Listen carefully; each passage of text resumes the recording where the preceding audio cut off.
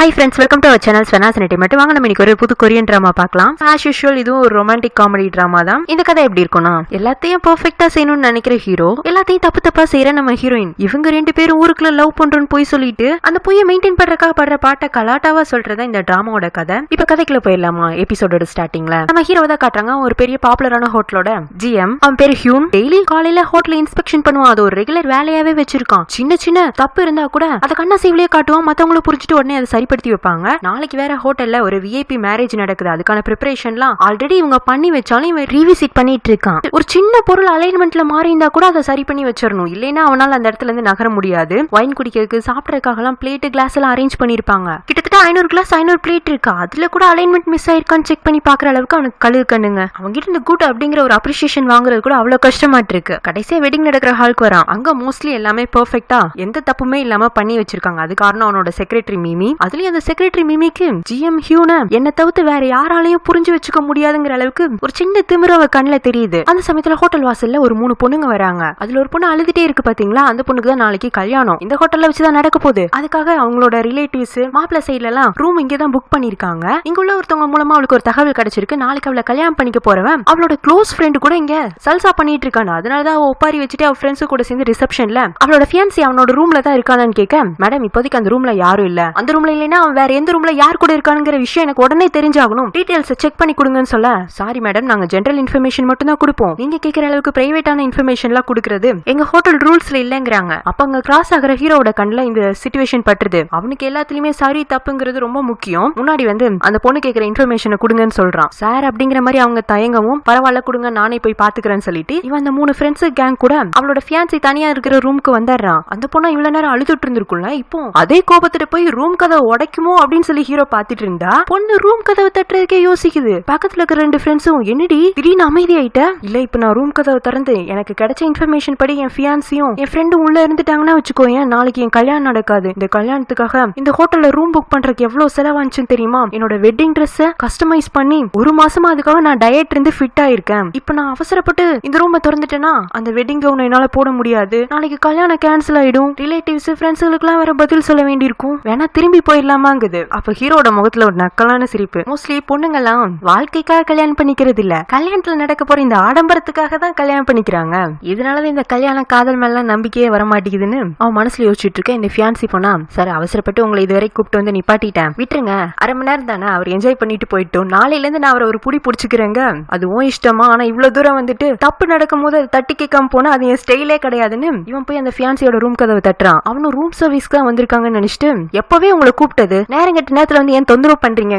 கல்யாண பொண்ணுக்கு அப்படியே மனசு கேட்கல. சரி உள்ள என்னதான் நடக்குதுன்னு எட்டி பாப்புன்னு பார்த்தா அவ எதிர்பார்த்த மாதிரியே அவ வருங்கால புருஷனும் ஃப்ரெண்டும் உள்ள இருக்காங்க. அவ்வளவுதான், அந்த பொண்ணு வெறி பிடிச்ச மாதிரி உள்ள போய் 2 பேரையும் பூந்து கட்ட ஆரம்பிச்சிடுறா. இதான் இந்த கதைக்கு பெர்ஃபெக்ட் எண்டிங்கிற மாதிரி ஹீரோ மனசுக்குள்ள சிரிச்சிட்டு இருக்க. பக்கத்துல இருக்கிற மிமி இருந்துட்டு, சார் கலாட்டாவை போய் நான் ஸ்டாப் பண்ணட்டுமாங்க? இல்ல 10 நிமிஷத்துக்கு அவங்களை யாரையும் கண்டுக்காத, அப்புறமா சண்டையை நிப்பாட்டிட்டு ரூம் சுத்தமா கிளீன் பண்ணிடுங்கன்னு அவங்க திரும்பி வரவும் 4 பேரு வெல்கமிங்காக நிப்பாங்க. அவங்கள ஒருத்தனோட ஷர்ட் பட்டன் கலண்டு இருக்கும். ஹீரோக்கு தான் கழுகு கண்ணுன்னு சொல்லியிருக்கான்ல, அதுலயும் ஒரு தப்பு இருந்துச்சுன்னா அதை சரி பண்ணாம அவனால அங்கிருந்து கடந்து போக முடியாது. அந்த ஆளுக்கே தெரியுது தன்னோட சட்ட பட்டனை தான் சரியா மாட்டல. பாஸ் ஏதோ சொல்ல போறாருன்னு அவனுக்கு பயத்துல வேர்வையெல்லாம் வரவும் எல்லாத்தையும் சரியா பண்ணிடணுங்கிற பயம் இருக்குல்ல, அதுவே போதும்னு இவனே வந்து அவருக்கு சட்ட பட்டனை போட்டு விட்டு போறான். ரொம்ப டிஃபரெண்டா இருக்கான்ல. இதை விட டிஃபரெண்டா நம்ம ஹீரோயின் இருப்பா, வாங்க அவளை பார்க்கலாம். இவ அப்படி கொரியாவோட ட்ரெடிஷனல் பேலஸையும் அதை சுத்தி உள்ள இடத்தையும் காட்டுறாங்க. அங்கதான் இந்த வருஷத்தோட இன்டர்நேஷனல் டூரிஸ்ட் கான்ஃபரன்ஸ் நடக்குது. டூரிஸ்ட் மினிஸ்டர் கொரியாவோட கல்ச்சர் ட்ரெடிஷன் ஹெரிடேஜ் பத்தி சொல்லிட்டே இருக்கா. அது சம்பந்தமான ப்ரோக்ராம்ஸ்லாம் ரொம்ப லைவ்லியா நடந்துட்டு இருக்கு. மத்த ஃபாரின் மினிஸ்டர்ஸ்க்குலாம் இது ரொம்ப புதுமையா இருக்கு. அதுவும் அவங்களுக்கு அரேஞ்ச் பண்ணிக்கிற சாப்பாடு கூட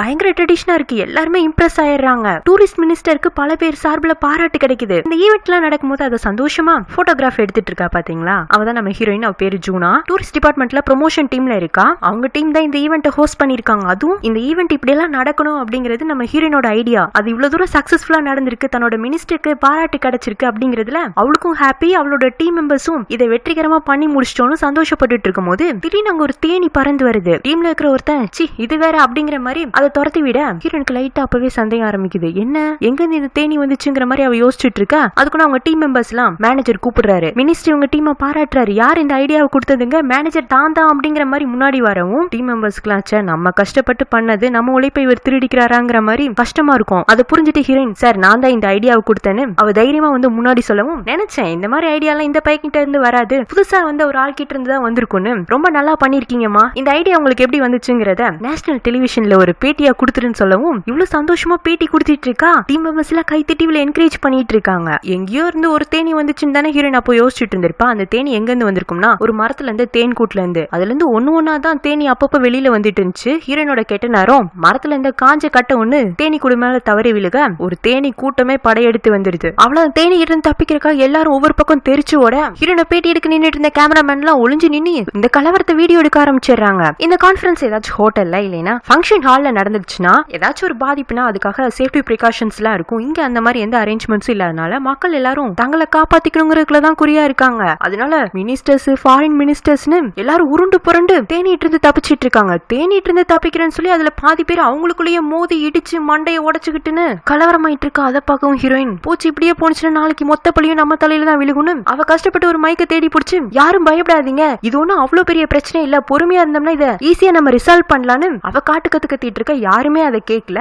ஆனா அவ பேசுனதை கேட்டு அவளை நோக்கி ஒரு தேனி பறந்து வந்து டக்குன்னு அவளோட கழுத்துக்கிட்ட கடிச்சு வச்சிருது. அந்த வழியிலேயே ஹீரோயின் கையில இந்த மைக்கையும் போட்டா மொத்தமா ஈவென்ட் சோலி முடிச்சிருது. இவ்வளவு நேரம் எல்லாரும் பாராட்டையும் பெற்ற டூரிஸ்ட் மினிஸ்டர் எங்கன்னு பார்த்தா தேனிக்கடியில மயக்கமாயி அவர் பல்லக்குல ஹாஸ்பிட்டலுக்கு தூக்கிட்டு போயிட்டு இருக்காங்க. அப்படியே ஷிஃப்ட் பண்ணி ஹீரோயின் அவளோட ஆபீஸ்ல காட்டுறாங்க. எல்லாரும் ஆளுக்கு ஒரு பக்கம் ஆயின்மெண்ட் எடுத்து தேனி கடிச்ச இடத்துல மருந்து போட்டுட்டு இருக்க. ஹீரோனுக்கு மட்டும் நல்லா அவ மேனேஜர் கிட்ட டோஸ் கடிச்சிட்டு இருக்கு. இத ஐடியாவை நான் தான் கொடுத்தேன்னு முன்னாடி வந்து நின்னா இத்தனை பேர் தேனி கடிச்சு பாதிக்கப்பட்டிருக்காங்கல்ல, அதுக்குள்ள யார் ரெஸ்பான்சிபிலிட்டி எடுத்துக்கிறது? சார் நான் பண்ண பிளான்லாம் கரெக்ட், அங்க ஒரு தேன் கூடு இருந்தது, அந்த கூடு இப்படி கலையுங்கிறதுலாம் யாருக்கு தெரியும்? எல்லாத்தையும் தெரிஞ்சிருந்திருக்கணும். இல்லைன்னா நான் ஃபர்ஸ்ட் சொன்ன மாதிரி ஏதாச்சும் ஒரு நல்ல இன்டர்நேஷனல் ஹோட்டல்ல இந்த இன்டர்நேஷனல் கான்ஃபரன்ஸ் நடத்திருந்தோம்னா அமைதியா வந்தவங்க எல்லாம் சாப்பிட்டாங்களா, மினிஸ்டர் பேச்சை கேட்டாங்களா, ஓரமா தூங்கினாங்களான்னு எழுச்சி போயிருப்பாங்க. மினிஸ்டர் வேற ஹாஸ்பிட்டல்ல இருக்காரு, எல்லாத்துக்கும் என்ன பதில் சொல்ல போறீங்க? சார் இது நான் கொடுத்த ஐடியா இருந்தாலும் நம்ம டீமே சேர்ந்து தானே பிளான் பண்ணோம், எல்லாரும் ரெஸ்பான்சிபிலிட்டி எடுத்துக்கலாங்கிறா. எதுக்கு மினிஸ்டர் கிட்ட பாராட்டு கிடைக்கும் போது மட்டும் நான் தான் பண்ணேன்னு முன்னாடி வந்து நிக்க தெரிஞ்சதுல இப்ப அப்பாலஜி லெட்டர் எழுது அப்படின்னு சொல்லவும் ஹீரோயின் கொஞ்சம் தயக்கமா இருக்கேனா. ஒரு கவர்மெண்ட் ஆபீசர் அப்பாலஜி லெட்டர் எழுதுறாங்கன்னா அதுவும் இவ்வளவு பெரிய ஈவென்ட்ல ஒரு தப்பு நடந்திருக்குன்னு எழுதுறாங்கன்னா அது பிளாக் மார்க் ஆயிடும்ல. என்ன ஜூனா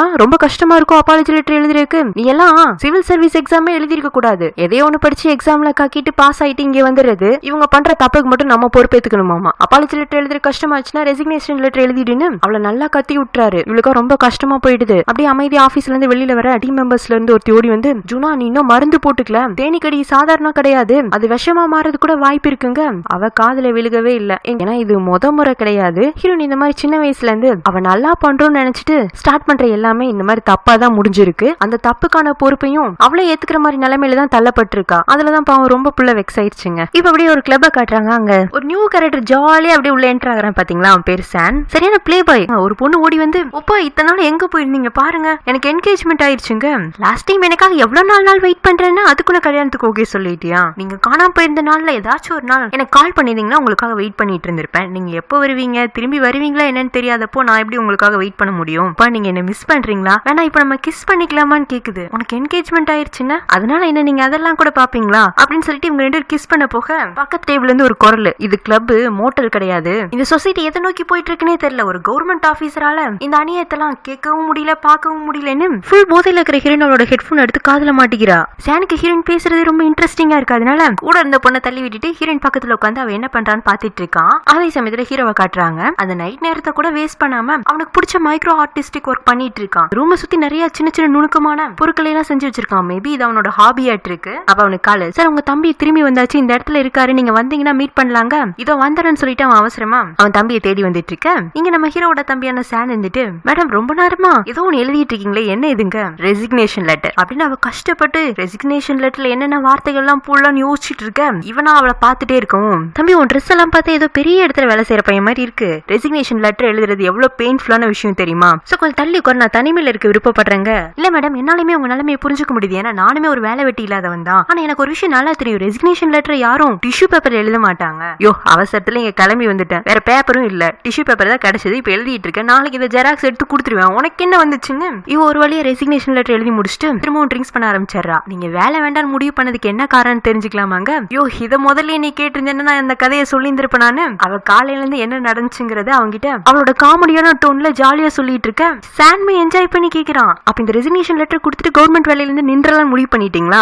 சும்மா இந்த ரெசிக்னேஷன் லெட்டர் நான் கொடுக்க போறது இல்ல, இது நல்ல மூக்கு சுண்டி என் வயிற்றுல கொட்டினா அந்த மேனேஜர் மூஞ்சிலேயே எரிஞ்சிருவேங்கிறா. அப்படி அந்த ரெசிக்னேஷன் லெட்டர்ல என்ன எழுதிருக்கான்னு பார்த்தா, இங்க பாருங்க, இந்த கவர்மெண்ட் வேலையை விடவும் நான் சில உயர்ந்த வேலைகள் எல்லாம் செய்ய போறேன். அடுத்த உழைப்புல அனாயாசமா மேனேஜரா இருக்கிற என் ப்ரொமோஷன் டீம் மேனேஜர் கீழே எனக்கு வேலை செய்யறதுக்கு விருப்பம் இல்ல. இப்படிக்கு என் வேலையை திறம்பட செய்த நான் தான் ஜூனா அப்படின்னு எழுதியிருக்கா. ஓ, இந்த பொண்ணு பேரு ஜூனாவா அப்படிங்கிற மாதிரி சான் யோசிச்சுட்டு இருக்கவும் அப்பதான் கிளப்புக்குள்ள ஹீரோட என்ட்ரி. சான் அவனை சைடு கண்ணிலேயே பார்த்துட்டு அதுக்குன்னு அண்ணன் நம்மள கண்டுபிடிச்சிட்டாரான்னு கையில இந்த ரெசிக்னேஷன் லெட்டரோட அப்படியே கூட்டத்துல நிலுவ ஆரம்பிக்க, ஹீரோமே ஹீரோயினையும் சானையும் ஒன்னாதான் பாத்துருந்திருப்பான். சரி, தன்னோட தம்பியை பிடிக்கதான முத வேலைன்னு அவனை துரத்திட்டு போக, அப்பதான் ஹீரோன் சைட்ல திரும்பி பாப்பேன், சானையும் காணும், ரெசிக்னேஷன் லெட்டரையும் காணும். டே, நீ லெட்டர் திருடன்னு சொல்லிட்டு என் லெட்டர் குடுறான்னு துரத்திட்டு போக, சானை கொஞ்ச நேரத்துக்கு முன்னாடி கிஸ் பண்ண வந்திருக்கும்ல ஒரு பொண்ணு, அந்த பொண்ணு எங்கயோ பீச் சைடு போறான், ஒப்பா நீங்களும் வரீங்களான்னு அவனை கார்ல ஏத்திட்டு போயிடுது. அவனை துரத்திட்டு வந்த ஹீரோ நடுரோட்ல நிக்க, அவன் பின்னாடியே ஹீரோயின் வந்து போச்சா என் லெட்டர் போச்சான்னு இவன் அந்த கார் பின்னாடியே வேகமா ஓடலான்னு பார்த்தா மூச்சு வாங்க ஆரம்பிக்குது. கவர்மெண்ட் ஆபீசர் ஏமாத்திட்டு நீ எங்கேயும் தப்பிச்சு போக முடியாதுன்னு இவ திரும்பவும் கத்த தொண்டை அடிக்கிற மாதிரி இருக்கு. பக்கத்துல நிக்கிற ஹீரோ,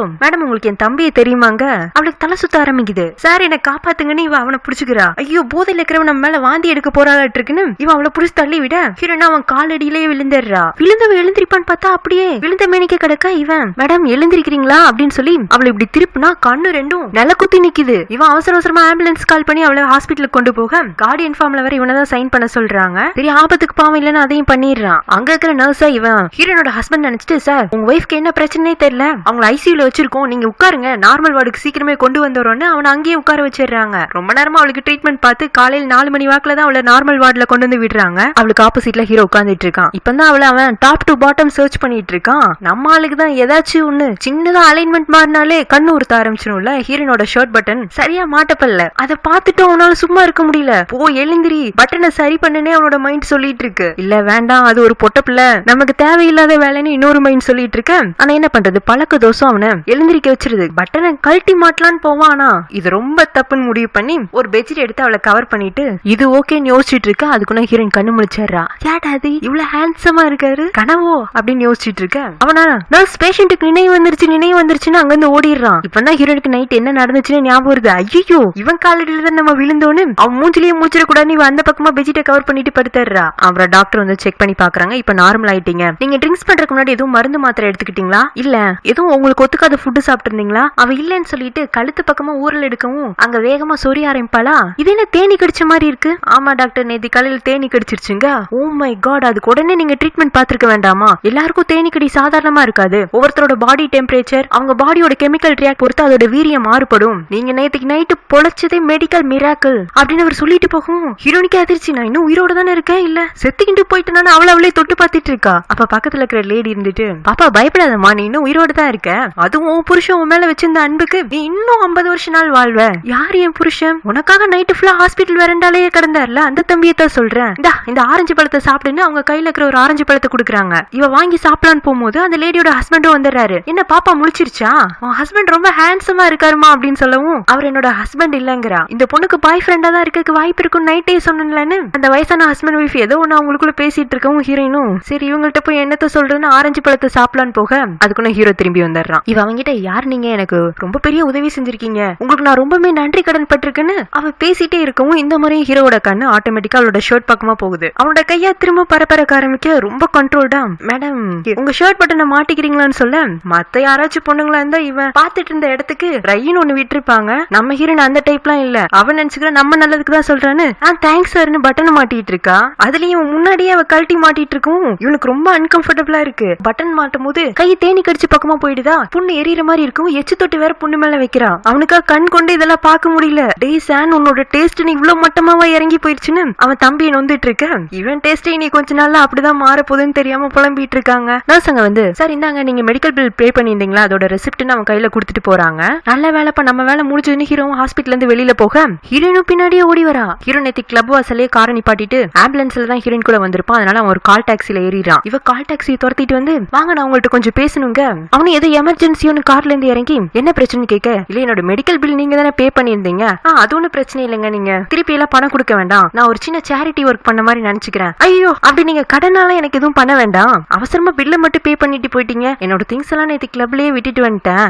ஹாஸ்பிட்டல் இருந்து அடுத்து போறது கூட என்கிட்ட பணம் இல்ல, அதையும் கொஞ்சம் கொடுத்தீங்கன்னா வசதியா இருக்குங்க. இவ்வளவு எந்த கேட்டகரியில சேர்க்கனே தெரியல அவன் யோசிச்சுட்டு இருக்க. இருக்கவும் சரி பணம் தரதுக்கு உங்களுக்கு கஷ்டமா இருந்துச்சுனாலும் பரவாயில்ல, வாங்க நம்ம 2 பேரும் ஒரே கால் டாக்ஸியை பிடிச்சிக்கலாம், போற வழியில என்ன அந்த கிளப்ல இறக்கி விட்டுருங்க, அங்க என்னோட ஹேண்ட் பேக்ல இருந்து உங்களுக்கு தேவையான பணத்தை நான் கொடுத்துறேன், அப்புறம் உங்களுக்கு எனக்கும் கணக்கு தீர்ந்துருது, அவ்வளவு தூரம் எல்லாம் போக வேண்டாம், உங்களுக்கு கால் டாக்ஸிக்கு பணத்தை நானே கொடுத்துறேன், இவன் பர்ஸ் எடுக்க போவானா அதுக்கு இவன் அவனோட கையை பிடிச்சிட்டு சார் திரும்ப நான் ஒரே ஆள் கிட்ட கடனாளியா, அதுவும் காலங்காத்தாலேயே கடனாளியாக இருக்க விரும்பல, வாங்கல ஒரு கால் டாக்ஸியை ஷேர் பண்ணிக்கலாங்க, இன்னும் அவனோட கையை தான் பிடிச்சிட்டு இருக்கா. ஹீரோக்கா இவள லாஸ்டா கிளப்ல தானே பாத்திருப்பான், அதுவும் அவன் தம்பி கூட பாத்திருப்பான்ல, அவன் தம்பி கூட பழகிற பொண்ணுங்க எல்லாம் மோஸ்ட்லி ஒரு மாதிரி கேரக்டர்ஸ்ல தானே இருப்பாங்க, அந்த மாதிரி தான் ஹீரோயினும் நினைச்சிட்டு ஒரு மாதிரி கையை அருவருப்போட உதறிட்டு நீங்க நினைக்கிற மாதிரி ஆள் நான் இல்லைன்னு அவன் இன்னொரு கால் டாக்ஸில ஏறி அவசரமா போக, என்னது இவன் நினைக்கிற மாதிரி ஆள் இல்ல, அதுலயும் நம்ம கையை பிடிச்சதும் அருவருப்பா நம்மள பார்த்தான், ஒருவேளை அவன் நம்ம செடியூஸ் பண்றோம்னு நினைச்சிட்டானோ, நம்மளாம் அதுக்கு ஒருத்தர் இல்லைன்னு அவனுக்கு தெரியாதாட்டு இருக்குன்னு ஒரு டாக்ஸியை பிடிச்ச கிளப்புக்கு வந்து ட்ரிங்க்ஸ் பண்ணதுக்கான பில்ல பே பண்றா, சாண்ட் குடிச்சதுக்கும் சேர்த்து இவளுக்கு தான் பில்லு விழுந்திருக்கு, அதை புலம்பிட்டே வந்து டாக்ஸி கரண்ட காசை கொடுத்துட்டு அடிச்சு புடிச்சு வீட்டுக்கு வரா. ஐயோ நைட்டு ஃபுல்லா வீட்டுக்கு போலயே, அப்பா திட்டு வாரேன்னு, அப்பா இதோ வந்துட்டேன்னு இவ உள்ள போக அவர் அசால்ட்டா நகை வெட்டிட்டு இருக்காரு. என்னப்பா சாதாரணமா இருக்கீங்க, இதுவே பக்கத்து வீட்டுல ஒரு பொண்ணு பிள்ளை நைட்டு வரலன்னா இந்நேரம் அந்த பொண்ணுக்கு எத்தனை கால் பண்ணிருப்பாங்க தெரியுமா, அப்படியே அந்த பொண்ணு கிட்ட இருந்து ரெஸ்பான்ஸ் வரலைன்னா போலீஸ் ஸ்டேஷன்ல கம்ப்ளைண்ட் கொடுத்திருப்பாங்க, இதுதானே நார்மலா ஒரு அப்பா பண்றது, நீங்க நிமிந்து கூட பார்க்க மாட்டேங்கிறீங்களே, அதெல்லாம் நார்மலா வீட்டுல பொண்ணு வச்சுக்கிற அப்பா பண்ற வேலை, நீதான் அப்படி இல்லையே, இருந்தாலும் உனக்கு நான் நைட்டு ஃபுல்லா கால் பண்ணி பார்த்தேன், சுவிட்ச் ஆஃப்னு போன் வந்துருச்சு, ஆமாப்பா அது வந்து நேத்துக்கு என்ன நடந்துச்சுன்னா அப்படின்னு அவ அந்த டூரிசம் கான்ஃபரன்ஸ்ல நடந்தது சொல்ல வர, நீ எதுவுமே சொல்ல வேண்டாமா எல்லாத்தையும் டிவிலேயே போட்டுட்டாங்க, அப்படியாப்பா டிவில நான் இன்டர்வியூ கொடுத்தது வந்துதாங்க, நீயே வந்து பாருன்னு அவரு டிவியை போட்டு விடுறாரு, நேத்துக்குல இருந்து இந்த நியூஸ் தான் பிளாஷ்ல ஓடிட்டு இருக்கு, ஹீரோயின் பேட்டி எடுத்தது மட்டும் கட் பண்ணி விட்டு மத்த எல்லா அசம்பாவிதங்களையும் பக்காவா படம் பிடிச்சு போட்டிருக்கானுங்க. பாவம் ஹீரோனுக்கு மூஞ்சியை கொண்டு போய் எங்க வச்சுக்கிறன்னு தெரியல, அப்பாவும் சரி என்ன பண்றதுமா இதெல்லாம் நம்மளுக்கு புதுசா அப்படிங்கிற மாதிரி அவர் ஆறுதல் சொல்ல, இவ அதையும் அப்பா நக்கல் பண்றாரு நினைச்சிட்டு போங்கப்பா என்னை யாருமே புரிஞ்சுக்கிறது இல்லைன்னு செல்லம்மா கோச்சிட்டு அங்க இருந்து போறா. ஹீரோனுக்கு அவங்க அப்பா மட்டும்தான், அவளோட 6 வயசுலயே அம்மா இறந்து போயிட்டாங்க, இவர் ஒரு லா காலேஜ்ல ப்ரொஃபஸரா இருக்காரு. இப்ப அப்படியே நம்ம ஹீரோவை காட்டுறாங்க, ஹீரோயினை கடைசியா ஹாஸ்பிட்டல்ல மீட் பண்ணிட்டு இவன் அந்த கால் டாக்ஸில போய் அவன் ஹோட்டல் வாசல்ல இறங்க, யாரோ கெஸ்ட் தான் வந்திருக்காங்கன்னு எல்லாரும் வரவேற்ற இவன் கால் டாக்ஸில இருந்து இறங்குறான், என்னடா பாஸ் இப்படி கால் டாக்ஸில வர ஆள் இல்லையா, அதுவும் இந்த மாதிரி நைட் ட்ரெஸ் போட்டுட்டு இப்படி ஒரு அப்பியரன்ஸ்ல நம்ம இவரை பார்த்ததே இல்லையேன்னு எல்லாருமே கூடி பேசி இவனை விசித்திரமா பாக்குறாங்க. அதுவுமே ஹீரோக்கு நல்லா தெரியுது, எப்பவும் என்ன பார்த்தாலே எப்படி இவங்க கண்ணுல எல்லாம் ஒரு மரியாதை தெரியும், அத்தனையும் ஒரே நாள் நைட்ல அந்த பொண்ணு க்ளோஸ் பண்ணிருச்சு, செம பேட் லக்கான பொண்ணு, இனிமே அவ பக்கம் தலை சாச்சு கூட படுத்துற கூடாதுன்னு இவன் கேபின்குள்ள நுழையும் போதே அவனோட அசிஸ்டன்ட் கிட்ட எனக்கு ஒரு சூட் அரேஞ்ச் பண்ணி எடுத்துட்டு வாங்குறான். ஹீரோக்கு முதல்லயே மிமிங்கிற ஒரு செக்ரட்டரி இருக்கதா சொல்லிருப்பேன், இது அசிஸ்டன்ட்லி 2 பேருமே எப்பவுமே அவனுக்கு உதவியா இருப்பாங்க. இவன் சூட்டுக்காக வெயிட் பண்ணிட்டு இருக்க, அப்போ உள்ள நுழையிறது அவனோட அத்தை, அவங்களுமே ஹீரோ பார்த்து ஷாக் ஆயிராங்க, என்னடா இந்த ட்ரெஸ் போட்டுட்டு ஆபீஸ்க்கு வந்திருக்கா, அப்ப நீ வீட்ல இருந்து வரலையா, வேற எங்கேயும் வெளியில ஸ்டே பண்ணியான்னு அவன் ஒரு மாதிரி சந்தேகமா பாக்க, அத்தை அப்படியெல்லாம் பாக்காதீங்க நான் என் தம்பி மாதிரி இல்லங்கவும் அவங்க ஹீரோ கால்ல எட்டி மிச்சிட்டு, அண்ணனும் தம்பி எனக்குன்னு வந்து வாச்சிருக்கீங்க பாரு, என்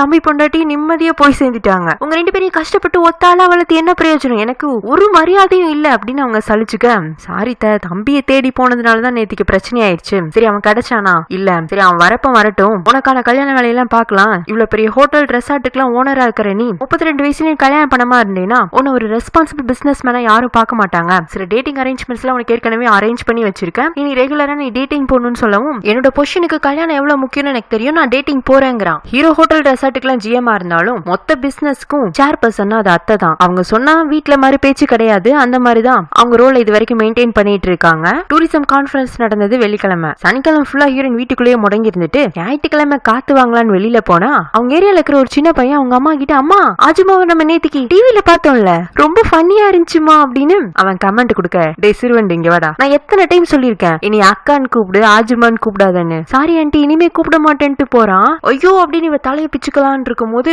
அங்க பக்கத்துல ஒரு கடைக்காரன் ஒருத்தன், அஜுமா நேத்திக்கு உங்களை டிவில பார்த்த உங்க பெர்ஃபார்மன்ஸ் சூப்பருங்க, டே உனக்கு மாட்டானா ஆஜுமா நூனான்னு கூப்பிடுற ஒழுங்கு மரியாதையானு இவ அவனுக்கும் டோஸ் கொடுத்துட்டு ஸ்ட்ரைட்டா பியூட்டி பார்லர் வந்து என்ன பண்ணுவீங்களோ எது பண்ணுவீங்களோ தெரியாது, என்னோட ஹேர் ஸ்டைல் என்னோட அப்பியரன்ஸ் எல்லாத்தையும் மாத்துங்க, நான் ரோட்ல இறங்கி போனா நான் தாங்கிறது யாருக்குமே கொஞ்ச நாளைக்கு தெரியக்கூடாது, அதே சமயம் சீப் அண்ட் பெஸ்டாவும் இருக்கிற மாதிரி பாத்துக்கோங்கன்னு இவ மொத்தமா அந்த பார்லர் லேடி கிட்ட அவளை ஒப்படைச்சிடுறா. ஹீரோனுக்கான ஹேர் ஸ்டைல் பண்ணி முடிச்சுட்டு அவளை வெயிட்டிங்ல விட்டுட்டு போக இவ மேகசினை திருப்பிட்டு இருக்கா. பக்கத்திலேயே பார்லருக்கு வந்த பாட்டி வெளியூர் போயிருக்கிற அவங்க ஹஸ்பண்ட் கிட்ட, எங்க இன்னைக்கு வந்துருவீங்கல்ல, நைட் உங்களுக்கு என்ன மாதிரி நான் ரெடியா இருக்கணும், அந்த பக்கம் ஹாட் அண்ட் செக்ஸியா வேணும்னு தாத்தா கேட்டு பாராட்டு இருக்கு. அதுக்கு பாட்டியா வெக்கப்பட்டுட்டே ரொமான்ஸ மொத்தமா போன்லயே கரைச்சு ஊத்திட்டு இருக்கா. அதெல்லாம் கேட்கவும் ஹீரோயினுக்கு வயசான பாட்டிகள்லாம் ஹாட் ரொமான்ஸ்னு பேசிட்டு இருக்காங்க, 30 வயசாயும் நம்ம கல்யாணம் பண்ணாம எல்லாரும் ஆஜுமான் கூப்பிடுற நிலைமையில இருக்கும்னு வேகமா மேகசின் பேப்பர் திருப்ப அதுல ஹீரோட போட்டோவை பாக்குறா. 32 வயது இளம் பிசினஸ் மேன், அவனை பத்தின இன்ஃபர்மேஷன் எல்லாம் வந்திருக்கு. பசங்க நான் மட்டும் 32 வயசுலயும் யங் பிசினஸ் மேன் போடுறாங்க, ஆரம்பிச்சிடுறாங்க. பொண்ணுங்க 30 வயசானாவே ஆஜுமான் எல்லாரும் கூப்பிட ஆரம்பிச்சிடுறாங்க. எல்லாம் தலையெழுத்துனா அவ இன்னும் ஹீரோட போட்டோ உத்து பார்க்க இவனோட ஃபேஸ் ஃபீச்சர்ஸ் எல்லாம் ரொம்ப அக்யூரேட்டா இருக்கு. அதனாலதான் இன்னும் எங்க தெரியறான்னு அவ யோசிச்சுட்டு இருக்கா. அதே சமயத்துல ஹீரோ டேட்டிங்காக ஒரு பொண்ணை பார்க்க வந்திருக்கான். அந்த பொண்ணுமே மேகசின்ல இவனை பார்த்திருந்திருக்க மாட்டிருக்கு. நீங்க போட்டோல பார்த்ததை விட நேர்ல ரொம்ப ஹேண்ட்ஸமா இருக்கீங்கன்னு அவனுக்கு ஐஸ் வைக்க ஹீரோவும் சிரிச்சுட்டே அந்த பொண்ணு கூட பேச ஆரம்பிக்கிறான். நீங்க என்ன மாதிரி ஒரு ஒய்ஃபை விரும்புறீங்கன்னு கேக்குறதுக்கு ஒய்ஃப் அப்படிங்கிற வார்த்தையோட மீனிங் தெரிஞ்ச ஒரு பொண்ணு என் பக்கத்துல இருக்கும்னு ஆசைப்படுறேன். ஆல்ரெடி இப்பவே எனக்கு நிறைய ரெஸ்பான்சிபிலிட்டி இருக்கு. ஃபியூச்சர்ல இன்னும் பெரிய பெரிய பிளான்லாம் வச்சிருக்கேன். சோ என்னோட லைஃப்ல முக்காவாசி டைம் நான் பிசினஸ்க்கு தான் கொடுக்க போறேன். அது போக குறைச்சலான டைம் தான் என்னோட மனைவிக்கு கிடைக்கும். அதை பொறுமையா ஏத்துட்டு என் பக்கத்துல எனக்கு எப்பவும் சப்போர்ட்டிவா இருக்கிற ஒரு பொண்ணு தான் வேணுங்கிறான். பொறுமை அமைதி அது ரெண்டுமே நம்ம ஹீரோயினுக்கு கிடையாது. இங்க ஹீரோயின் திரும்பவும் பார்லர்ல காட்டுறாங்க. அவ ஹீரோ பத்தி தான் படிச்சிட்டு இருக்கா. அப்போ புதுசா அங்க ஒரு பொண்ணு என்ட்ரி ஆகுது. அவ பேர் சோரன், ஹீரோயினோட சின்ன வயசு ஃப்ரெண்டு. ஜூனா நீயா? உன்னை பார்த்து எவ்வளவு நாள் ஆச்சு? என்ன என்னால மறந்துட்டியா? ஒரு கால் கூட பண்ணி பேசி இருந்திருக்கலாம்ல. எனக்கு மத்த பார்லர்ல இன்னைக்கு அப்பாயின்மெண்ட் கிடைக்காம இங்க கிடைச்சனாலதான் உன்னை பார்க்க முடிஞ்சது. அப்படி நட்பின் அடையாளமா இவ பேசிட்டு இருக்க ஹீரோயினோட மனசுக்குள்ள. ஏண்டி நீ பண்ண வேலைக்கெல்லாம் உனக்கு என்ன கால் பண்ணியானாலும் விசாரிப்பாங்க? ஏதோ நானா இருக்கிற போய் பொறுமையா இருக்குன்னு அவ மனசுக்குள்ள யோசிச்சுட்டு இருக்கா. என்ன ஜூனா உன்னோட முகத்துல ஒரு புலியும் தெரியல. அப்ப லைஃப்ல இன்னும் உனக்கு எதுவுமே ஸ்டார்ட் ஆகலையான்னு அக்கறையா கேக்குற மாதிரியே மனசுக்குள்ள சந்தோஷப்பட்டுட்டு போய் நீங்க வாங்க நான் உள்ள யார பாத்திருக்கேன்னு நினைக்கிறீங்கன்னு அவ புருஷன்காரனை கூப்பிடுறா. ஹீரோனுக்கு இந்த ஃப்ரெண்ட பார்த்ததையும் பிடிக்கல. அது போக இப்ப அவளோட புருஷனை கூப்பிட்டா பாத்தீங்களா அது சுத்தமா பிடிக்கல. இதுக்கு பதிலா அந்த தேனி கடிச்சு செத்து போயிருந்திருக்கலாமாட்டிருக்குன்னு மனசுக்குள்ள யோசிச்சுட்டு இருக்க. அதுக்குள்ள அந்த போயனும் அங்க வந்துடுறான். அவனுக்கும் ஹீரோனை நல்லாவே தெரியமாட்டிருக்கு. ஜூனா நீயா? உன்னை பார்த்து எவ்வளவு நாள் ஆயிடுச்சு? என்ன உனக்கு கல்யாணம் ஆயிடுச்சு? அவன் ஹஸ்பண்ட் கூட தான் வந்திருக்கியா? அவர் இன்ட்ரோடியூஸ் பண்ணி வைக்கிறாங்க. சோரன் அவ ஹஸ்பண்ட் இடிச்சிட்டு என்னங்க இப்படி ஒரு கேள்வி நீங்க பட்டுன்னு ஜூனா கிட்ட கேட்கலாமா? அவளோட கேரக்டருக்குலாம் ஆள் செட் ஆகுறது ரொம்ப கஷ்டம். அப்படி ஏதாச்சும் அவ லைஃப்ல நல்ல விஷயம் நடந்திருந்தாதான் நம்மளுக்கு கால் பண்ணி சொல்லியிருந்திருப்பாள்ல. அவளே 3 வருஷமா காணாம போனதுக்கு காரணம் அவளும் மாறல அவ லைஃபும் மாறலங்கிறதுனாலதான். ஏண்டி என் லைஃப்ல எதுவுமே நல்லது நடக்காம போனதுக்கு காரணமே நீ தானுங்கிற மாதிரி ஹீரோயின் யோசிச்சுட்டு இருக்க. இந்த போயின் மட்டும் ஆறுதலா அப்படின்னா சீக்கிரமா கல்யாணம் பண்ணி நம்மலாம் சந்தோஷமாவா இருக்கும். பரவாயில்ல லேட்டா கல்யாணம் பண்றதா நல்லது. நீ உன்னோட சிங்கிள் லைஃப் என்ஜாய் பண்ண ஜூனாங்கிறான். சும்மா ஏதோ ஆறுதலுக்காக சொல்லாதீங்க. 30 வயசுக்கு மேல கல்யாணம் நடக்கிறதே கஷ்டங்கிறனால அதை மறைக்கிறதுக்காக சிங்கிள் லைஃப் தான் பெஸ்ட்னு சொல்றதுலாம் சும்மா கண் துடைப்பு நாடகம். விடுங்க கல்யாணத்தை பத்தி பேசிட்டே இருந்தோம்னா ஜூனா அழுதுற போறா. அப்புறம் அவளை சமாதானப்படுத்த ரொம்ப கஷ்டமா போயிடும்னு இதோ ஹீரோயினுக்கு சார்பா பேசுற மாதிரியே அவளை கீழே தள்ளி தள்ளி விட்டிட்டு இருக்க. ஹீரோயின் கொதிச்சு போயிடுறா. ஆமா எனக்கு 30 வயசு ஆயிடுச்சுதான். இந்த 3 வருஷத்துல என் லைஃப்ல என்ன நடந்துச்சுங்கிறது உங்க யார்கிட்டயும் சொல்லதான். அதுக்காக எனக்கு கல்யாணமே நடக்கலன்னு எப்படி நீங்களே வந்ததுல இருந்து முடிவு பண்ணி ஏதோ பேசிட்டு இருக்கீங்க? எனக்கெல்லாம் கல்யாணம் முடிஞ்சிருச்சுங்கிறா. எப்ப என்ன ஏது எப்படிங்க? என் ஹஸ்பண்ட் கொஞ்சம் ஹை ப்ரொஃபைலான ஆளு. இப்போதைக்கு நம்ம கல்யாணம் சீக்கிரட்டா இருக்கட்டும்னு சொன்னதுனாலதான் நானும் அமைதியா இருந்துட்டு என்ன பத்தின இன்ஃபர்மேஷனையும் என்னோட ஃப்ரெண்ட்ஸுக்கு நான் உங்களுக்கும் ஷேர் பண்ணிக்கலங்கிறா. சோரனா நம்பமா பார்க்க அந்த சமயம் பார்த்து ஹீரோயினுக்கு ஏதோ ஒரு கால் வருது. அட்டன் பண்றா. அந்த பக்கமா இன்சூரன்ஸ் கம்பெனில இருந்து கால் பண்ணிருக்காங்க. இவ ஒண்ணு ஹனி இன்னைக்கு நைட்டு நம்மளுக்கு எந்த மாதிரி பிளான் பண்ணலான்னு கொஞ்ச நேரத்துக்கு முன்னாடி ஒரு பாட்டி பேசி இருந்திருப்பாங்கல்ல அதே டைலாக்ஸ் இவ இன்சூரன்ஸ் கம்பெனி கிட்ட பேசிட்டு இருக்க. ஃப்ரெண்டு காரியா அப்ப நம்பிரா இவளுக்கு கல்யாணம் ஆயிடுச்சா? ஐயோ அவன் வேற யாரு என்னன்னு தெரியலையே, நம்மளை விட இவ லைஃப் ரொம்ப பெட்டரா இருக்கும் அப்படின்னு வைத்தறிச்சலா இருக்கு. ஏதோ ஹை ப்ரொஃபைல் ஹஸ்பண்ட்னா இந்த மூஞ்சிக்கு எவ சிக்கனான்னு அவ யோசிச்சுட்டே சரி ஜூனா முடிஞ்சா அவன் ஹஸ்பண்ட நம்ம ஃப்ரெண்ட்ஸ் கேதரிங்ல கொண்டு வந்து இன்ட்ரோடியூஸ் பண்ணி வை பாக்கலாம் அப்படின்ட்டு அங்க இருந்து கிளம்பிடுறா. போடி இதுக்கு மேல நான் இதுக்கு உன்ன தேடி வந்து பாக்க போறேன்னு ஹீரோயின் மனசுக்குள்ள நினைச்சிட்டு வீட்டை பார்த்து வந்தாரு. ஆனா அன்னைக்கு நைட் ஃபுல்லா அவளுக்கு தூக்கமே வரல. இன்னைக்கு திடீர்னு பெட்ல எழுந்து உட்காந்து என்ன கல்யாணம் லைஃப்க்கு அவ்வளவு முக்கியமா? அப்படியே அது எனக்கு முக்கியம் பட்டிருந்தாலும் நான் இன்னும் கல்யாணம் பண்ணிருந்திருக்க மாட்டேனா? இல்ல எனக்கு கல்யாணமே பண்ணிக்க கூடாதுங்கிற எண்ணமா? இது எல்லாத்துக்கு காரணம் நீ தாண்டி சோரன். இப்ப வந்து ஒண்ணுமே நடக்காத மாதிரி அப்படி நாடகம் ஆடுற. உன்னை பார்த்ததே எனக்கு வெறுப்பா இருக்குன்னு ஒரு பிளாஷ்பேக் யோசிச்சு பாக்குறா. ஹீரோனும் சோரனும் நல்ல ஃப்ரெண்ட்ஸ் தான். ஆனா சோரனுக்கு எல்லா விதத்திலுமே தான் ஜூனா விட பெஸ்ட்ங்கிற ஒரு ஆணவம் இருக்கு. அந்த டைம்ல நம்ம ஹீரோயின் சிவில் சர்வீஸ் எக்ஸாம்காக ப்ரிப்பேர் பண்ணிட்டு இருந்திருப்பா. இவ அழகா மேக்கப் எல்லாம் பண்ணிட்டு வந்து ஹீரோயின் பக்கத்துல உட்கார்ந்துருக்க. என்னடி நீ குளிச்சு எத்தனை நாள் ஆச்சுங்க? என்னத்த சொல்றது, சிவில் சர்வீஸ் எக்ஸாம் எழுதுறவங்களோட நிலைமையில உனக்கு தெரியாதுல்ல. ஒரு வாரத்துக்கு ஒருக்க தான் குளிக்க முடியும். ஒரு நாள் விட்டு ஒரு நாள் தான் பல்லே விளக்குவோம். அந்த அளவுக்கு எக்ஸாம்ல பாஸ் ஆகிற வரைக்கும் பைத்தியமா சுத்திட்டு இருப்போம். ஆமா இவ்வளவு எல்லாம் கஷ்டப்படுற, கண்டிப்பா நீ எக்ஸாம்ல பாஸ் ஆயிடுவியாங்க.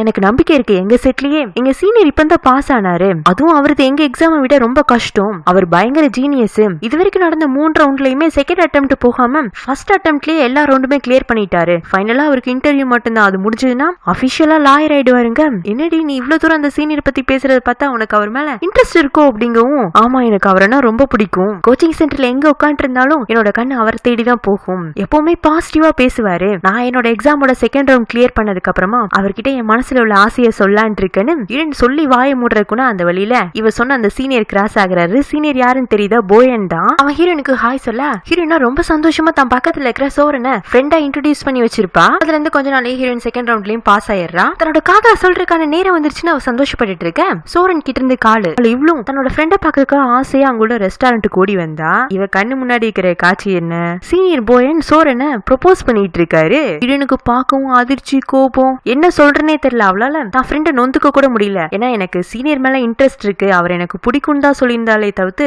அதை இவ இன்னும் சீனியர் கிட்ட சொல்லல. சோ அந்த போயன் அவைலபிளா தான் இருந்தான். அவன் அவசரமா சோரன் ஹீரோனுக்கு முன்னாடி கரெக்ட் பண்ணிட்டா. ஏன்னா இந்த மாதிரி ஒரு ஜீனியஸான ஆள் தனக்கு லெவரா இருக்கிறதான் கரெக்ட்ங்கிறது சோரனோட நினைப்பு. இப்ப யோசிச்சு பார்த்தா தான் பிடிச்சிருக்குன்னு சொன்ன ஒரு நபரை அவ விரும்ப ஆரம்பிச்சதும் அட்லீஸ்ட் அதை என்கிட்டயாச்சும் வந்து சொல்லி இருந்திருக்கணும். எல்லாத்தையும் எனக்கு தெரியாம பண்ணிட்டு கடைசியில அப்படி ஒரு காட்சியை மட்டும் என் கண்ணு முன்னாடி காட்டுறானா என்னை எவ்வளவு தூரம் அவ மட்டகரமா நினைச்சிருந்திருப்பான்னு ஹீரோனுக்கு நினைக்க அழுகையா இருக்கு. அதனாலதான் இன்னைக்கு அவளை மூக்க உடைக்கணுங்கிறதுக்காக தனக்கு கல்யாணம் ஆயிடுச்சுன்னு பொய்யும் சொல்லிட்டு வந்திருப்பா. அந்த பொய் இனி என்னென்ன மாதிரி மாறுதுங்கிறத நம்ம வெயிட் பண்ணி தான் பாக்கணும். அடுத்த நாள் காலையில ஹீரோன் வேகமா எழுந்துச்சு எங்கேயோ கிளம்பிட்டு இருக்க. அப்பா இருந்துட்டு என்னம்மா இன்னைக்கு மண்டே வேலைக்கு போலையாங்க? அப்பா இன்னைக்கு வேலைக்கு போகணுமா இல்ல போக கூடாதாங்கிறத யோசிக்கிறதுக்கு எனக்கு இன்னும் ஒரு நாள் டைம் தேவைப்படுது. அதுக்கு முன்னாடி நான் வேற ஒரு வேலை பண்ணணும்னு ஹீரோட ஹோட்டலுக்கு வந்து ரிசப்ஷன்ல உங்க பாஸ் கிட்ட நான் கடன் பட்டிருக்கேன், இந்த பணத்தை அவர்கிட்ட சேர்த்த முடியுமான்னு ஒரு என்வலப்ப கொடுக்க, மேடம் பணம் காஸ்ட்லியான திங்ஸ் எல்லாம் ரிசப்ஷன்ல வாங்கி வைக்க கூடாதுங்கிறது எங்க ஹோட்டலோட ரூலுங்க. ஐயோ இது ஒன்னும் அவ்வளவு பணம் எல்லாம் இல்ல, பாருங்க ஜஸ்ட் 3500 ரூபா தாங்கவும், இருந்தாலும் எங்களால வாங்க முடியாது. ஒருவேளை நீங்க பாஸ் கிட்ட கொடுக்கணும்னா நாங்க வேண்டாம் அவர்கிட்ட பேசி உங்களுக்கு அப்பாயின்மெண்ட் வாங்கி தட்டுமாங்கிறாங்க. அவ்வளவு தூரம் எல்லாம் போக வேண்டாம், உங்க பணத்தை மட்டும் கொடுத்தீங்கன்னா போதுன்னு இவ அங்கேயே நிக்க ரிசப்ஷன்ல இருக்கிற ஒருத்தன் பாஸ் இப்ப லாபில தான் இருக்காரு, நீங்களே வேண்டாம் டைரக்டா அவரை சந்திச்சு கொடுத்துருங்களேன்னு சொல்லவும் இவ்வளவு சரின்னு சொல்லிட்டு லாபி கிட்ட போறா. அங்க ஹீரோ இன்னைக்கு டேட்டிங் வந்து ஒரு பொண்ணு கூட பேசிட்டு இருக்கான். சரி அவர் பேசி முடிக்கவும் நம்ம பணத்தை கொடுத்துட்டு போயிடலான்னு இவ பக்கத்துல உள்ள ஒரு சேர்ல உட்காந்துட்டு அவங்க எப்ப பேசி முடிப்பாங்கன்னு வெயிட் பண்ணிட்டு இருக்க. இவளுக்கு ஹீரோ பேசுறதெல்லாம் காதுல விழுகுது. அவன் டேட்டிங் வந்த பொண்ணுகிட்ட அவனோட hobbies swimming, reading, artistic work எல்லாம் பண்றது பிடிக்கும்னு சொல்ல நம்மளுக்கு ஹாபியே நைட்டு பகல்னு பார்க்காம தூங்குறது தான். பரவாயில்ல இந்த ஆள் போட்டோல மட்டும் ஹை ஸ்டாண்டர்டா இல்ல, அவனோட ஆக்டிவிட்டிஸ்ல கூட ஹை ஸ்டாண்டர்டா தான் இருக்கான்னு யோசிச்சுட்டு இருக்க. அப்போ ஒரு சர்வன்ட் வந்து மேடம் காஃபியா ஜூஸான்னு கேட்க டொமேட்டோ ஜூஸ் எடுத்துட்டு வாங்கன்னு இன்னமும் ஹீரோ பேசுறதான் கேட்டுட்டு இருக்கா. அப்பதான் அவளுக்கு புரிய வருது இவன் டேட்டிங் பண்ணிட்டு இருக்கான்னு. அதுக்குள்ள ஜூஸும் கைக்கு வந்துருதா. ஜூஸை குடிச்சிட்டே என்னடா திடீர்னு அந்த பக்கம் பேசுற எதுவுமே கேட்கல, ஒருவேளை அவங்களுக்குள்ள ஒர்க் அவுட் ஆயிருச்சு அதனால பர்சனலா எதுவும் பேசிக்கிறாங்களோ, அப்படி என்ன பர்சனலா இருக்குன்னு இவ சேர நகர்த்தி அவன் பேசுறது கேட்கலான்னு பாக்க சேர்ல இருந்து டொமார்னு விழுந்து கையில உள்ள ஜூஸ் எல்லாம் ட்ரெஸ்ல கொட்டி, அதுவும் அவ போட்டு வந்தது ஒயிட் கலர் ட்ரெஸ். வேற இவ்வளவு நேரம் சேர நகர்த்திட்டே இருந்தது பக்கத்துல எல்லாரும் பாத்துருப்பாங்கல்ல, போச்சு அவமானமா போயிடும். ஜூனா கண்ணை மூடிட்டு அப்படியே மயக்கம் போட்டு விழுந்த மாதிரி நடிச்சிட்டு எல்லாரோட பரிதாபத்தையும் தேடிட்டு இங்க இருந்து எழுந்து ஓடிடலான்னு இவ சிக்கன் கண்ணை மூடிக்கிறா. அதுக்குன்னு ஹீரோ எழுந்து வந்து என்னாச்சு ஏதுன்னு இப்பதான் ஹீரோனை உத்து பாக்குறான். அவளுமே என்னடா பெருசா கூட்டம் கூடிடுச்சாட்டு இருக்கு, எப்ப இவங்க எல்லாம் நகருவாங்க இல்ல நம்மளுக்கு உதவி செய்யற மாதிரி பக்கத்துல வருவாங்கன்னு இவ லைட்டா கண்ணை திறந்து பாக்கவும் அதை ஹீரோ பாத்துறான். டப்பு டப்புன்னு தரையில விழுகிறதா இந்த பொண்ணோட பழக்கமாட்டு இருக்கு. இப்போதைக்கு இவ இங்க இருந்து எழுந்திருக்க மாட்டா, நம்மளே உதவி செஞ்சிட வேண்டியதானு, யாரும் ஒன்னும் பயப்படாதீங்க, இது ஒரு சின்ன மயக்கம் தான், இதை நானே தெளிய வச்சேன்னு அவன் ஹீரோனை தூக்கிட்டு போயிட்டு இருக்கான். என்னடா பண்ணிட்டு இருக்குங்கிற மாதிரி ஹீரோன் யோசிச்சுட்டு இருக்க. அவனை நக்கலா சிரிச்சுட்டு அவளை எங்கேயோ தூக்கிட்டு போயிட்டு இருக்கான். அப்போ அந்த பக்கமா ஒரு பொண்ணு வருது, அவளுக்கு ஹீரோனை தெரிய மாட்டிருக்கு. சோ பக்கத்துல உள்ள சர்வர் கிட்ட அவங்களுக்கு என்னாச்சுன்னு கேட்க மேடம் மயக்கம் போட்டு விழுந்துட்டாங்க அதனாலதான் பாஸ் அவங்களை தூக்கிட்டு போயிட்டு இருக்காருன்னு சொல்லவும் என்னது அவ மேடமா தூக்கிட்டு போறது உங்க பாஸா? பாஸ்னா இந்த ஹோட்டலோட பாஸா? சர்வரும் ஆமான்னு சொல்லிட்டு போக இந்த பொண்ணு ஏதோ தப்பா கணக்கு போட்டுக்குது. ஹீரோ ஹீரோனை தூக்கிட்டு போக அவனோட அசிஸ்டன்ட்ஸ் 2 பேரும் அவளோட திங்ஸ் தூக்கிட்டு போகணும். முத நாளே அவளுக்கு ராஜ மரியாதை. ஒரு ரூம் வாசல்ல மிமியை வெயிட் பண்ண சொல்லிட்டு இவன் மட்டும் ஹீரோனை கொண்டு வந்து பெட்ல தூக்கி போடுறான். அவ உன்னை முழிச்சதும் இதோ வந்துறேன் அப்படின்னு சொல்லிட்டு பாத்ரூம்குள்ள போய் ரிலாக்ஸ் ஆயிட்டு இருக்கா. அப்புறம் ட்ரெஸ் எல்லாம் தொடச்சிட்டு வெளியில வரவும் இதுக்கு என்ன இவ்வளவு தூரம் ஃபாலோ பண்ணி வந்து அன்னைக்கே சொன்னோம்ல நம்ம 2 பேத்துக்குள்ள கணக்குலாம் எல்லாமே முடிஞ்சிருச்சுன்னு. அதை எப்படி கணக்கு முடிஞ்சது நீங்களே சொல்லலாம். நான் ஒரு ரெஸ்பெக்டட் கவர்மெண்ட் ஆபீசர், யார்கிட்டே இனாமா பணம் வாங்குறது தப்பு, அதுலயும் உங்களை மாதிரி பெரிய பணக்காரங்க கூட எல்லாம் நாங்க சம்பந்தப்படவே கூடாது அப்படின்னு இவ பணத்தை எடுத்து அவன் கையில கொடுக்க. அப்ப முதல் நாள் நான் ஹோட்டலோட ஜிஎம்ங்கிறது உனக்கு தெரியாது, நானே மேகசின்ல உங்களை பார்த்துதான் தெரிஞ்சுக்கிட்டேன் நீங்க இந்த ஹோட்டலோட ஜிஎம்னு. அவன் நம்பாம கிளப்ல அன்னைக்கு ஒரு பையன் கூட நீ இருந்தல்ல, அவன் யாருன்னு தெரியுமாங்க? ஓ அந்த லெட்டர் திருடனா? தெரியல, திடீர்னு வந்தான், திடீர்னு லெட்டர் தூக்கிட்டு போயிட்டான். நான் இந்த பணத்தை கொடுத்துட்டு போலான்னு தான் வந்தேன், அன்னைக்கு மாதிரி உங்களை செடியூஸ் பண்ண வந்தேன்னு தப்பா நினைச்சுக்காதீங்க, உங்களை மாதிரி ஆள்லாம் எனக்கு செட் ஆகாதுன்னு சொல்லிட்டு அவ அங்க இருந்து கிளம்ப போகவும் ஒரு நிமிஷம் உங்க ட்ரெஸ் எல்லாம் இவ்வளவு டர்ட்டியா இருக்கு, இப்படியே தான் வெளியில போறீங்களா? நான் எதுவும் அரேஞ்ச் பண்ணி கொடுக்கட்டுமாங்க? இல்ல இல்ல அந்த அளவுக்கு எல்லாம் போக வேண்டாம், நானே மேனேஜ் பண்ணிக்குவேன், இது சும்மா ஜூஜிபி அப்படின்னு சொல்லிட்டு அவ தொடச்சு விட்டுட்டு அங்க இருந்து அசால்ட்டா போயிட்டு இருக்கா. போனதுக்கு அப்புறமா ஹீரோ தான் கையில உள்ள பணத்தை எண்ணி பாக்குறான். சில்லற மாறாம எல்லாத்தையும் எண்ணி கொண்டு வந்து அவன் கையில கொடுத்துட்டு போயிருக்கா. அதை பார்க்க அவனுக்கு சிரிப்பு வர பக்கத்துல இருக்கிற மிமி என்ன ஹியூன் இன்ட்ரெஸ்டிங்கா எதுவும் நடந்திருக்காங்க, அவன் அப்படியெல்லாம் எதுவும் இல்லன்னு சொல்லிட்டு அங்க சிரிச்சுட்டே நகர்ந்து போக மிமிக்கு ஆச்சரியமா இருக்கு. இப்படி இவனை சிரிச்சு பார்த்தே 3 வருஷம் ஆச்சு, முறையா ஒரு பொண்ணை பார்த்து சிரிக்கிறான், நல்ல மாற்றம் தான் நினைச்சுக்கிறா. அடுத்த நாளே ஹீரோன் அவனோட ஆபீஸ்க்கு போய் மேனேஜர் கிட்ட லெட்டர் கொடுக்கவும் என்ன ரெசிக்னேஷன் லெட்டரா? ரெசிக்னேஷன் லெட்டர் தான் எழுதி வச்சிருந்தேன், அது காணாம போனதுனால மனசு மாறிடுச்சு, இந்தாங்க அப்பாலஜி லெட்டரை வச்சுக்கோங்க, நான் இங்கேயே வேலை செய்யலான்னு முடிவு பண்ணிட்டேன்னு ஏதோ கெத்தா பேசணும்னு நினைச்சிட்டு அவ காமெடியா பேசிட்டு போக போக ஒட்டுமொத்த ஆபீஸுமே சிரிக்க ஆரம்பிச்சிருது. என் மேனேஜரும் கூடவே சிரிச்சிடுறாரு. பொதுக்கி இருக்கு இந்த ஒரு வேலை தான், அதையும் விட்டுட்டு நான் என்ன ஆண்டியாவா உட்காந்துட்டு இருக்குதுன்னு மனசுக்குள்ள யோசிச்சுட்டு நான் எதையும் பாக்கலப்பாங்கிற மாதிரி அவ சீட்ல போய் உட்காந்துக்கிறா. நெக்ஸ்ட் சீன்ல சோரன் அவளோட ஃப்ரெண்ட்ஸ் எல்லாம் ஒரு கெட் டுகெதருக்கு இன்வைட் பண்றா. ஹீரோனை பத்தி பேசணுங்கிறதுக்காக தான். ஹீரோனை விட அவளோட ஃப்ரெண்ட்ஸ் எல்லாம் ரொம்ப ரிச் ஆயிட்டு இருக்கு. சோரன் வந்துட்டு ஜூனா கல்யாணம் ஆயிடுச்சுன்னு என்கிட்ட போய் சொன்னா. உங்களுக்கே தெரியல அவ எப்படிப்பட்ட கேரக்டர்னு. அவளுக்கெல்லாம் யாரும் செட் ஆக மாட்டாங்க. இருந்தாலும் என் முன்னாடி அவமானப்படக்கூடாதுங்கிறதுக்காக ஏதோ ஹை ப்ரொஃபைல் ஆள கல்யாணம் பண்ணிக்கிட்டு அதுவும் சீக்ரெட் மேரேஜ்னு சொல்லிட்டு போறா. செம காமெடியா இருந்துச்சு அப்படின்னு அவ சிரிக்க ஆரம்பிக்க அப்ப அந்த ஃப்ரெண்ட்ஸ் கேங்ல இருக்கிற ஒரு பொண்ணு எதுக்கு அவ போய் சொல்லணும், அந்த மாதிரி அவளுக்கு எந்த அவசியமே இல்ல, அவ புருஷனை நானே பாத்தங்கிறா. எங்க வேர்ல்டு ஹோட்டலோட ஜிஎம் தான் நம்ம ஜூனாவோட ஹஸ்பண்ட்.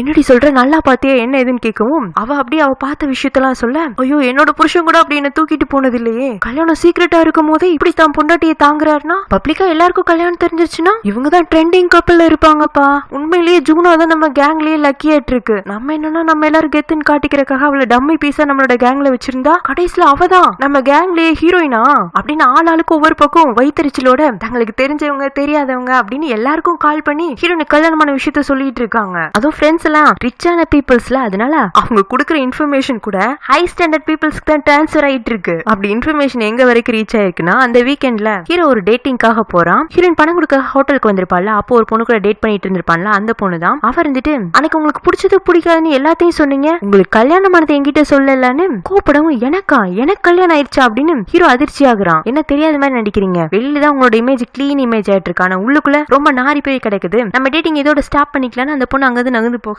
இவனுக்கு எதுவுமே புரியல. அதே கோல்ஃப் கிளப்க்கு ஹீரோட ஃப்ரெண்டு ஒருத்தன் வந்திருப்பான். என்ன மச்சான், உனக்கு ஒரு கவர்மெண்ட் ஆபீசருக்கும் சீக்ரெட் மேரேஜ் நடந்ததாமே, என்னதான் சீக்ரெட்டா இருந்தாலும் அட்லீஸ்ட் உன்னோட பெஸ்ட் ஃப்ரெண்டையாச்சும் நீ சாட்சிக்கு எழுத்து போட்டு கூப்பிட்டு இருந்திருக்கலாம்ல, சரி விடுறா அடுத்த முறையாச்சும் சிஸ்டர் இல்லாம எனக்கு இன்ட்ரோடியூஸ் பண்ணி வேணும். அவன் அங்கிருந்து கிளம்பவும் ஹீரோக்கு அப்பதான் ஹீரோயின் கடைசியா சொல்லிட்டு போயிருப்பாள்ல, நான் ஒரு கவர்மெண்ட் ஆபீசரு, உங்களை மாதிரி பிசினஸ் மேன் கூட நான் சம்பந்தப்பட்டிருக்க கூடாதுன்னு. அடிப்பாவி, சம்பந்தப்பட்டிருக்க கூடாதுன்னு இந்த அளவுக்கு என்ன கொண்டு வந்து நிப்பாட்டிட்டு போயிருக்கியா, இருக்கட்டும் இந்த நியூஸ பரப்புனது நீதான் தெரியட்டும், உன்னை மொத்தமா சோழியை முடிச்சு கூடுறேன்னு அவன் கோவமா யோசிச்சுட்டு இருக்கதோட இந்த பாட்டு முடியுது. இந்த பாட்டு உங்களுக்கு பிடிச்சிச்சுன்னா லைக் பண்ணுங்க, ஷேர் பண்ணுங்க, மறக்காம நம்ம சேனலை சப்ஸ்கிரைப் பண்ணி பெல் ஐக்கனை பிரஸ் பண்ணி வச்சுக்கோங்க. Have a nice day. Bye friends.